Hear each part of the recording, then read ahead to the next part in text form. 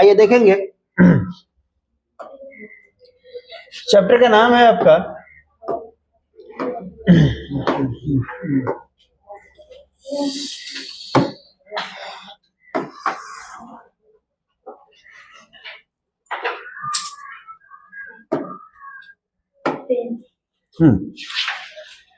कह रहा है कि सूक्ष्म जीव मित्र एवं शत्रु। ये जो सूक्ष्म जीव होते हैं अपना दोस्त भी होते हैं और दुश्मन भी होते हैं। बहुत से ऐसे सूक्ष्म जीव हैं जो हमारे शरीर के अंदर रहते हैं और हमें कोई हानि नहीं पहुंचाते हैं, और बहुत से ऐसे सूक्ष्म जीव हैं जो हमारे शरीर के अंदर हैं, हानि भी पहुंचा रहे हैं। मतलब कहा गया है कि जिसके थाली में खाएंगे उसी की थाली में छेद करेंगे। लेकिन ढील जो है, जूई, जूई जानते होंगे, जू, वो हमारे शरीर में रहता है, हमारे शरीर से वो पोषण प्राप्त करता है, बट हमारे शरीर को कोई हानि नहीं पहुंचाता है। हानि इतना ही होता है कि जब मूढ़ी कगुआता है ना, तो ऐसे ऐसे हम लोग खजुआते रहते हैं।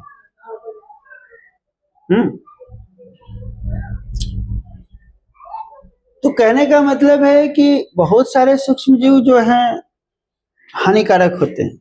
जैसे मान लीजिए कि गोल कृमि, फीता कृमि कीड़ा होता है। बचपन में आपकी मम्मी और पापा ने आपको कीड़े का दवाई खिलाया होगा, ठीक है। और जब आप शौच को जाते हैं, है ना, तो फीता कृमि का मतलब होता है लंबा लंबा होता है, ठीक है ना, पाइप की तरफ, पचौनी की तरह वो आपके शौच के साथ साथ वो बाहर आता है। कई बार क्या होता है कि बच्चे को भूख नहीं लगता है, ठीक है ना, भूख नहीं लगता है, मतलब उसके शरीर में क्या होता है, उसके पेट के अंदर कीड़ा हो जाता है, ठीक है ना, वो भूख लगने नहीं देता है। उस केस में डॉक्टर सलाह देता है, और ऐसे भी मत कीजिएगा आप लोग बगैर डॉक्टर के सलाह के कीड़ा की दवाई खा लीजिएगा, मत खाइएगा, विदाउट डॉक्टर के सलाह के, डॉक्टर से सलाह लेने के बाद ही खाइएगा, बात समझे कि नहीं। लेकिन खाना चाहिए, साल में एक बार सबको खाना चाहिए, एक बार, वन टाइम, हाँ, सभी किसी को खाना चाहिए। उससे क्या होता है ना, जितने भी आपके शरीर के अनवांटेड कीड़े होते हैं, अनवांटेड जीवाणु होते हैं, वो सारे के सारे क्या होता है, डेथ कर जाते हैं, मर जाते हैं। इससे क्या होता है कि शरीर का ग्रोथ में कमी नहीं होता है, शरीर का ग्रोथ अच्छा होता है, ठीक है ना। अब इसमें क्या होता है, जाइम वाइम भी चलाया जाता है।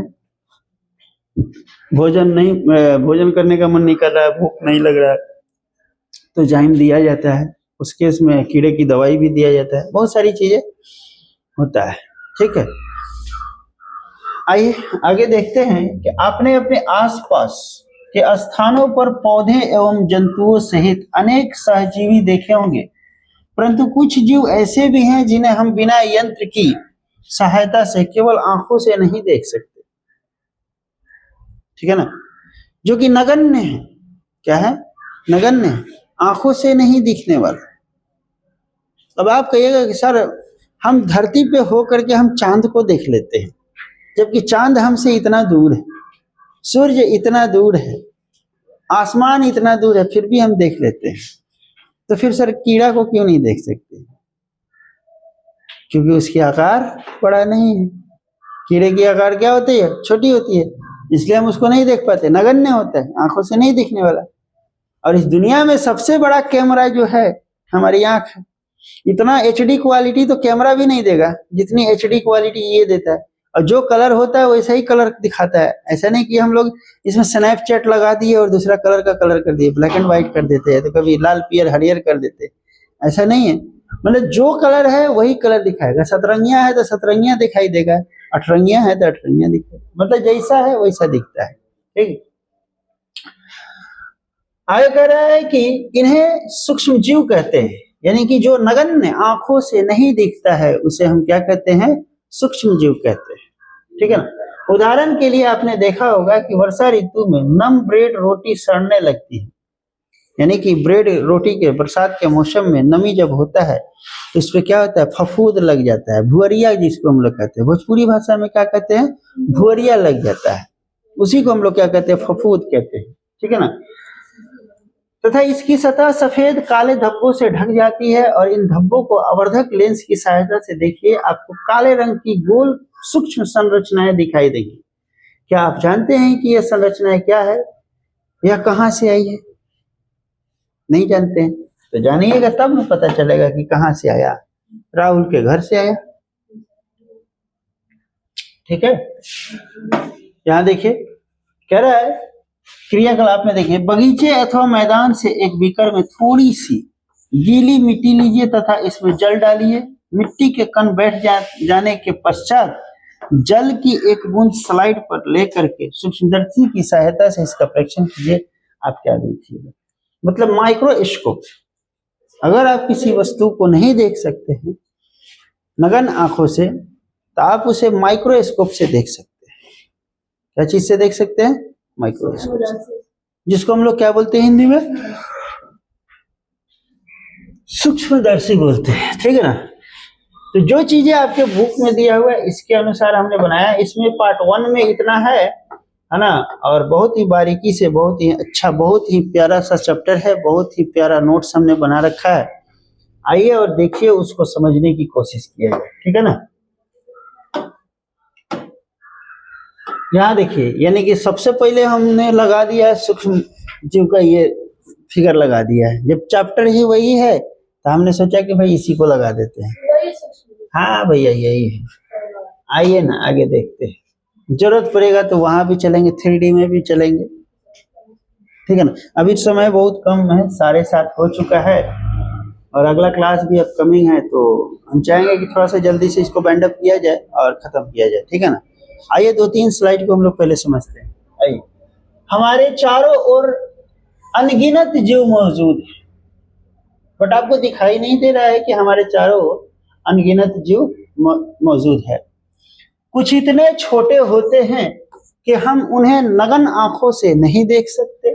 ऐसे जीव जिन्हें केवल सूक्ष्मदर्शी यानी कि माइक्रोस्कोप की सहायता से देखा जा सकता है, उसे सूक्ष्म जीव यानी कि माइक्रो ऑर्गेनिज्म कहा जाता है। क्या कहा जाता है बेटा?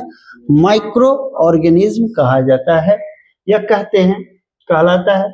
यह हमारे जीवन में मित्र भी है और कभी कभी शत्रु भी। केचुए को हम लोग क्या कहते हैं? किसानों का मित्र कहते हैं। कहते हैं कि नहीं कहते? चारा, वो भी किसानों का मित्र है। ठीक है ना। चारा से हम लोग मछली बझाते हैं। ठीक है ना। हमारे यहाँ मछली बझाई जाती है और चाइना में फ्राई करके खाई जाती है। ठीक है। चींटी भी खाया जाता है, सब खाने वाला है, सब खाता है। क्या आप जानते हैं दुनिया में सूक्ष्म जीवों की संख्या अरबों खरबों में है? जानते हैं ना। और वे हर जगह पाए जाते हैं। ऐसी कोई जगह नहीं है जहां पे सूक्ष्म जीव नहीं पाए जाते हैं। आप कहते हैं कि हम बड़ा खूबसूरत लग रहे हैं, बड़ा अच्छा चेहरा पे हम पाउडर वाउडर लाली लिपस्टिक लगा करके आए हैं, हाथ बड़ा खूबसूरत दिख रहा है, चेहरा बड़ी खूबसूरत दिख रहा है, लेकिन माइक्रोस्कोप से देखा जाए तो ससुरे ऊपर कीड़ा बैठल होगा। और न जाने हम लोग पूरे लाइफ में कितनी हत्याएं करते हैं। अभी आप लोग भी हत्या कर रहे हैं, हम भी हत्या कर रहे हैं। अब नॉर्मली देखा जाए तो भाई अभी रोजे रमजान की दिन चल रहा है, इसमें एक कंडीशन होता है कि बाहरी कोई चीज कंठ से अंदर नहीं जाना चाहिए। ठीक, बाहरी तो नहीं जा रहा है। कोई भी चीज का मतलब क्या होता है? कोई एक पार्टिकुलर चीजें होंगी। अब हम ऑक्सीजन तो ले रहे हैं ना, बाहरी ऑक्सीजन तो ले रहे हैं, ये भी तो बाहरी है, तो रोजा तो टूट गया। हाँ भाई टूट गया। मतलब अगर इसका कोई लॉजिकली अगर देखा जाए तो रोजा टूट गया। अब आप देखिए, हम मुंह से सांस ले रहे हैं, इस वातावरण में लाखों करोड़ों अरबों मतलब सूक्ष्म जीव क्या कर रहे हैं? घूम रहे हैं। अब ऐसे केस में हम मुंह से सांस ले रहे हैं तो क्या हम उसकी हत्या नहीं कर रहे हैं? क्या वो मेरे अंदर नहीं जा रहा है? हाँ? अब जाइए कौन है मार के मुआ दे, ठीक है। ऐसा नहीं है। देखो ये सारी जो बंधने बनाई गई है लोगों को डराने के लिए, धमकाने के लिए, ताकि लोग अपने हद में रहे, अपने कंट्रोल में रहे। हमने बोला ना, जब ये दुनिया का, इस सृष्टि का जब संरचना हो रहा था, ठीक है ना, तो जब हो गया तो लोगों ने कहा कि भाई इस दुनिया को चलाएगा कौन, इस सृष्टि को चलाएगा कौन? तब एक सुपर पावर का जन्म होता है, और उस सुपर पावर का नाम है भगवान, ईश्वर, अल्लाह। बात समझे कि नहीं? फिर इस पूरी दुनिया को चलाने के लिए एक नियम कानून बनाया गया, कानून की किताब बनाई गई। जैसे एक देश को, एक घर को चलाने के लिए कानून की किताब बनानी पड़ी हम लोगों को। जैसे हमारा देश आजाद हो रहा था, हमारा देश आजाद हो भी गया, ठीक है ना। 1947 में हमारा देश क्या हो गया? आजाद हो गया। 15 अगस्त 1947 को आजादी के बाद लोगों ने सोचा कि भैया इस देश का बागडोर जो होगा किसके हाथों में होगा? पहले से तो क्या हम लोग ऑलरेडी राजतंत्र में थे, राजाओं का शासन था, प्रत्येक प्रांत पे राजाओं का शासन था। अब इससे छुटकारा के लिए हम लोग को क्या करना चाहिए? तो फिर इन लोगों के दिमाग में एक उपज आया कि हम लोग एक कानून की किताब बनाते हैं, जिस कानून के अंतर्गत इस भारत के जितने भी जनता हैं, जितने भी लोग हैं, उस कानून के तहत चलेंगे। अगर कानून नहीं बनाए होते तो दिन दहाड़े जोना के जोना मन करता है गूंफ देता, मार देता, काट देता। कानून की किताब बनने के बावजूद तो लोगों के अंदर खौफ ही नहीं है। कानून का अगर किताब नहीं होता, सब अपना मन मर्जी होता, तो फिर उस केस में क्या होता है बताइए? थोड़ा सा कोई मनमुटाव होता, निकाल ले दाब फरसा वरसा ताकि ठोक देते हैं। अब इतनी सारी चीजें कानून बनने के बावजूद भी यह हाल है। तो इसीलिए इस दुनिया को चलाने के लिए एक सुपर पावर का जन्म हुआ और एक कानून की किताब बनाई गई। सभी धर्मों का ये हुआ, और उसमें क्या होता है कि सबका अपना अपना एक मतलब कि एक बुक है, धार्मिक ग्रंथ है। जैसे मुसलमानों का कुरान है, हदीस है ना। हमारे हिंदू भाइयों का मतलब क्या है? गीता है, भागवत गीता है, वही ना, रामचरितमानस के द्वारा लिखी गई भागवत गीता, ठीक है ना। बाइबल है, ठीक है ना। तो ये सारी चीजें बुक है। हाँ, अब उसमें क्या लिखा हुआ है? ईश्वर की प्रशंसा के बारे में लिखा गया है, ईश्वर के बारे में बताया गया है, उनकी कानून के बारे में बताया गया है, उनके बारे में बताया गया है। लोगों के दिल में डर को पैदा करने के लिए बताया गया है कि कैसे लोगों के दिलों में डर होगा। आप कहते हैं कि हम रोजे रमजान से हैं, ठीक है, अच्छी बात है। हाँ, रोजा रमजान रह करके भी तो लोग झूठ बोल रहे हैं। लोग कहता है कि झूठ नहीं बोलना चाहिए, पाप नहीं करना चाहिए, ये नहीं करना चाहिए, फलाना नहीं करना चाहिए, ढिमकाना नहीं करना चाहिए। नजर खराब है सबका, फिर भी लोग कर रहा है कि नहीं कर रहा है बताइए? तो वही बात है कि इस दुनिया में, इस ब्रह्मांड पे लाखों करोड़ों सूक्ष्म जीव क्या कर रहे हैं? तैर रहे हैं। हम सांस ले रहे हैं। अब सांस लिए तो बाहर की वस्तु तो गया ना अंदर भैया, तो रोजा तो ऐसे ही टूट गया, कहानी खत्म। फिर मुँह आदि। अब जितना बार लेंगे, जितना बार, अब वो कीड़ा नगन है, वो दिख नहीं रहा है, लेकिन कीड़े को भी बनाने वाला कौन है भाई? ईश्वर है, परमेश्वर है, ईश्वर है, ठीक है। तो वही चीज कह रहा है, जैसे मिट्टी, पानी, हवा। देखिए आया ना, हवा की बात तो आया ना। हमने बोला कि हवा में मौजूद है, और हम लोग अब जैसे कि मान लीजिए कि हम लोग व्रत कर लेते हैं, क्या व्रत कर लिए, अब व्रत करने के बाद कहते हैं कि हम तो भूखल बने, लगता है कि हम एको हत्या नहीं खिन कैली, जीवन में हम एको बार हत्या नहीं खिन कैली, तो डेली हत्या कर रही। अब ये क्या वो कानून है, इस पे भी वो कानून बनना चाहिए कि भाई है एक मच्छर पे मारने पर कैसा 50 रुपया। भोजन, भोजन में भी है, और यहाँ तक कि हमारे शरीर में भी है। हमारे हाथ में जा करके माइक्रोस्कोप पर रख करके आप देखिए, आपको नहीं विश्वास है तो हम एक बार जाएंगे हॉस्पिटल पे, तो वहां पे माइक्रोस्कोप हम अपने हाथों को रख करके देख करके, है ना, बट उसका फोटो खींचा नहीं जा सकता ना, माइक्रोस्कोप से केवल देखा जा सकता है, बट इसका फोटो नहीं खींचा जा सकता। तो मैं आपको फोटो खींच करके दिखाता कि जहाँ भाई ऐसा देखो कैसे कीड़ा चल रहा है, ठीक है ना। आइए आगे देखते हैं, सूक्ष्म जीवों के प्रकार, टाइप्स ऑफ माइक्रो ऑर्गेनिज्म, ठीक है, सूक्ष्म जीवों के प्रकार यानी कि टाइप्स ऑफ माइक्रो ऑर्गेनिज्म, ठीक। मुख्यतः सूक्ष्म जीव जो होते हैं बेटा 5 प्रकार के होते हैं। कितने प्रकार के होते हैं? 5 प्रकार के, ठीक है। पहला जो होता है बैक्टीरिया, क्या होता है? बैक्टीरिया। दूसरा फफूंद, तीसरा शैवाल, चौथा प्रोटोजोआ, और 5वां क्या होता है बेटा? वायरस होता है। क्या होता है? वायरस होता है, ठीक है ना। अब देखिए सूक्ष्म जीव का तो ये प्रकार हो गया, और ये क्या हो गया? आपका उदाहरण हो गया। यानी कि सूक्ष्म जीव बैक्टीरिया में कौन कौन से आते हैं? उदाहरण, लैक्टोबैसिलस, इसका काम क्या होता है?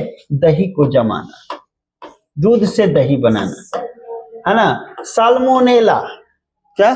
साल्मोनेला, ठीक है ना। अगला फफूंद में पेनिसिलियम और यीस्ट। पेनिसिलियम से पेनिसिलिन नामक एंटीबायोटिक बनाया गया, ठीक है ना, उसी से बना, यानी कि उसी सूक्ष्म जीव से उसको बनाया गया, ठीक है ना। यीस्ट हो गया। शैवाल, सबका आगे मतलब ये करेंगे, शैवाल यानी कि अलगाई, क्लेमाइडोमोनास, स्पाइरोजाइरा, ठीक है ना। प्रोटोजोआ में आ जाएगा अमीबा, पैरामीशियम। वायरस में क्या आ जाएगा? HIV, कोरोना वायरस, इन्फ्लुएंजा, ठीक है ना, ये सारे के सारे आ जाएंगे। आगे देख लेते हैं सूक्ष्म जीवों के लाभ। अब इसमें हम लोग इसमें अपना से ऐड करेंगे बैक्टीरिया, ठीक है ना। बैक्टीरिया में कॉपी निकालेंगे कि अगले क्लास में हम लोग लिखेंगे, यहीं से अगले क्लास में लिखा जाएगा, क्योंकि टाइम भी ज्यादा हो गया, अगले क्लास भी हम लोग को देखना है, ठीक है ना। तो हम लोग थोड़ा सा इसको 2 स्लाइड जो है ना, आप जो है ना याद करके आइएगा, थोड़ा सा पढ़ करके आइएगा। इसमें कुछ ज्यादा याद करने वाला नहीं है, बस मैं आपसे ये पूछूंगा कि सूक्ष्म जीवों के प्रकार बताइए, तो सीधा आप बोलेंगे कितना भैया? 5 प्रकार का होता है। कितने प्रकार का होता है? 5 प्रकार के। कौन कौन से होता है? बैक्टीरिया, फफूंद, शैवाल, प्रोटोजोआ, और कौन होता है? वायरस होता है, ठीक है ना। उसके बाद में उदाहरण में कौन कौन आ जाएगा इसका? बैक्टीरिया के उदाहरण में कौन कौन? Lactobacillus, salmonella. दूसरा फफूंद में कौन आ जाएगा? पेनिसिलियम और यीस्ट। शैवाल में क्या आ जाएगा? क्लेमाइडोमोनास, है ना, और स्पाइरोजाइरा, ठीक है ना। उसके बाद प्रोटोजोआ में क्या आ जाएगा? Amoeba, paramecium. यही अमीबा जो है बेटा अमर है। क्या है? अमर है, ये कभी नहीं मर सकता है। इसको भगवान और ईश्वर ने इसको क्या बनाया है? अमर बनाया है, कभी नहीं मर सकता है। दुनिया खत्म हो जाए फिर भी ये जिंदा रहेगा।